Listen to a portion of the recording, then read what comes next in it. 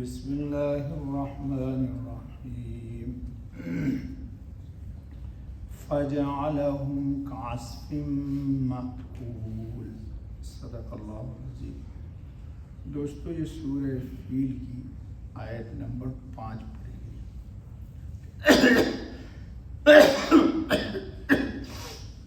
کل آپ کے سامنے پورا اصحاب فیل کا قصہ بتا دیا تھا۔ دیکھیے پوری کائنات عالم مل کر کے بھی اللہ کے ایک ادنے سے امر کو نہیں ٹال سکتی، یہ عقیدہ رکھنا چاہیے۔ اور پوری کائنات عالم مل کے اللہ کے ہلکے سے ہلکے عذاب کو بھی اپنے سے ٹال نہیں سکتے۔ انسان کو یہ عقیدہ سالڈ رکھنا چاہیے۔ اور مکہ تو حرم ہے اللہ کا، اور بیت اللہ اس حرم میں اللہ کا گھر ہے، اس کی نسبت اللہ نے اپنی طرف کی ہے، کعبۃ اللہ اور بیت اللہ۔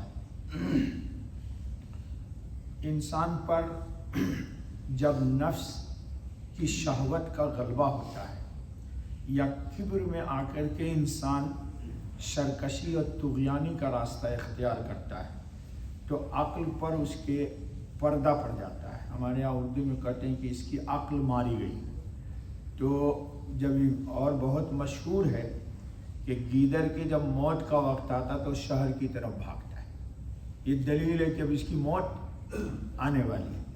تو انسان کو ہمیشہ اس بات کا خیال رکھنا ہے کہ اللہ کے امر کی مخالفت نہ کرے، اور بتقاضۂ بشریت انسان ہے، غلطی ہوگی ہو جائے تو فوراً بندہ اللہ کی طرف استغفار کرے، نہ یہ کہ اللہ کے امر سے ٹکرائے۔ ٹکرانے والا راستہ ہلاکت کا راستہ ہے، تباہی کا راستہ ہے، بربادی کا راستہ ہے۔ ابرہہ نے یہی کیا کہ اللہ کے گھر کو اللہ کے حرم میں آ کر کے تباہ و برباد کرنے کی کوشش کی۔ حرم کے احترام میں آپ جب جاتے ہیں حج اور عمرہ کے لیے تو کہا جاتا ہے کہ حالت احرام میں وہاں کی گھاس کو بھی نہ نوچو۔ آپ نے جیسے ہوٹل میں کھانا کھا لیا، جی دانت میں گوشت پھنس گیا آپ کے، اب نکل نہیں رہا، تو آپ نے سوچا کہ ایک نیم کا خلال توڑتا ہوں اور دانت میں کر لیتا ہوں، اس کی بھی اجازت نہیں ہے۔ جی بال میں آپ نے خارش کی، آپ کے جوئی پھنس گئی ناخن میں، آپ کو اجازت نہیں کہ اس کو مار دیجیے۔ جی بدن میں کپڑے کے انسان گندا ہوتا ہے، کچھ لوگ مزاج میں گندگی ہوتی ہے، ایک چھوٹا سا جوئی کی طرح کیڑا ہوتا ہے جس کو ہم چلر بولتے ہیں، ہے نا، کہ چلر کے ڈر سے بھگوا کھول کے نہیں پھینکتے، یہ سب امثال ہے اردو کی۔ تو چلر پھنس گیا، اب آپ کو اجازت نہیں کہ اس کو مار دیجیے، کیوں؟ وہ اللہ کا حرم ہے۔ حرم کا مطلب جتنا آپ کو رہنے کا حیات کا حق ہے اتنا ہی ان چیزوں کو بھی حق ہے۔ اور ایسا مت سمجھیے کہ ہم انسان ہیں تو ان کو چٹھیوں سے مسل دیں گے، نہیں۔ پھر اگر اللہ کے حرم میں اللہ کی مخالفت کی جائے گی تو پھر اللہ کا عقاب آئے گا۔ یہی عقاب اصحاب کا فیل پر آیا اور وہ ہلاک و برباد ہو گئے۔ ہوا کیا دوستو کہ یہ جو محمود نام کا ہاتھی تھا یہ کمانڈر تھا، اور جب یہ آگے بڑھا تو کسی شخص نے اس کا کان پکڑ کے کہا، دیکھیے اللہ کا حرم ہے، یہاں آگے سرکشی کرنے کی کوشش مت کرو۔ ہاتھی محمود وہیں پہ بیٹھ گیا۔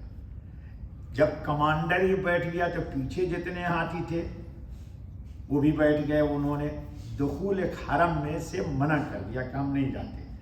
بہت کوشش کی لیکن یہ آگے نہیں بڑھے۔ جی اور اگر کوئی ہاتھی آگے بڑھنے کی کوشش کیا تو فوراً کنکریاں آئیں، اور کنکری تھی تو وہ پرندوں کے چونچ میں یا ان کے پنجوں میں، لیکن اس کنکری نے وہ کام کیا جو آج کل کے ایٹم بم نے کیا، لگتی تھی ہاتھی کے سر پر اور پورے ریزہ کر کے اس کو اڑا دیتی تھی۔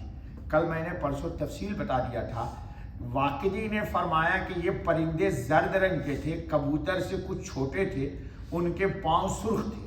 ایک روایت میں ہے کہ جب محمود ہاتھی بیٹھ گیا اور پوری کوشش کے باوجود بھی نہ اٹھا تو انہوں نے دوسرے ہاتھی کو آگے کیا، اس نے قدم بڑھایا ہی تھا کہ ان پر ان کی پشت پر کنکری پڑی اور وہ بلبلا کر پیچھے ہٹا، اور پھر اور ہاتھی بھی بھاگ کھڑے ہوئے اور ادھر برابر کنکریاں آنے لگی، اکثر تو وہیں ڈھیر ہو گئے، اور بعض جو ادھر ادھر بھاگ نکلے تھے ان میں سے بھی کوئی جاں پر نہ ہوا، بھاگتے بھاگتے ان کے اعضا کٹ کر زمین پر گر جاتے، اور بالآخر سب کے سب انسان اور سب کے سب تباہ و برباد ہو گئے۔ جی اللہ اسی کو کہتے ہیں کہ فَجَعَلَهُمْ كَعَصْفٍ مَّأْكُولٍ، پھر کر ڈالا ان کو جیسے بھس کھایا ہوا۔ آپ نے دیکھا ہوگا گندم کی کھیتی ہوتی کسان لوگوں کے یہاں، جی پنڈ لوگوں کے یہاں، تو دانہ نکالنے کے لیے کے بعد بھوس بن جاتا ہے جی، اور بھوس کو کوئی جانور کھا لے تو کیا ہو جاتا ہے؟ بالکل گوبر کی طرح ہو جاتا ہے۔ اللہ کہتے ہیں یہی ہوا، جو بیل گائے وغیرہ کھا کر چھوڑ دیتے ہیں، یعنی ریزہ ریزہ ترجمہ کر رہے ہیں، ایسا پراگنڈا منتشر بدصورت نکما اور چورا چورا ہو گیا۔ اللہ نے اسی کو کہا کہ فَجَعَلَهُمْ كَعَصْفٍ مَّأْكُولٍ، اللہ نے ان کو اس بھوسا کی طرح کر دیا جس کو جانور کھاتے ہیں اور گوبر کر دیتے ہیں، اور جوڑ جوڑ کا ٹکڑے ہو جانے کو گوبر کے منتشر اجزاء سے تشبیہ دی ہے۔ قریش کی عظمت، اصحاب فیل کے اس عجیب و غریب واقعے نے پورے عرب کے دلوں میں قریش کی عظمت بڑھا دی، اور سب ماننے لگے کہ یہ لوگ اللہ والے ہیں۔ ان کی طرف سے خود حق تعالی شانہ نے ان کے دشمن کو ہلاک کر دیا۔ اللہ رب العزت ہم سب کو اپنے اطاعت کی توفیق عطا فرمائے اور بغاوت سے اللہ کی ہم کو بچا لے۔ بس دوستو، سبحان اللہ۔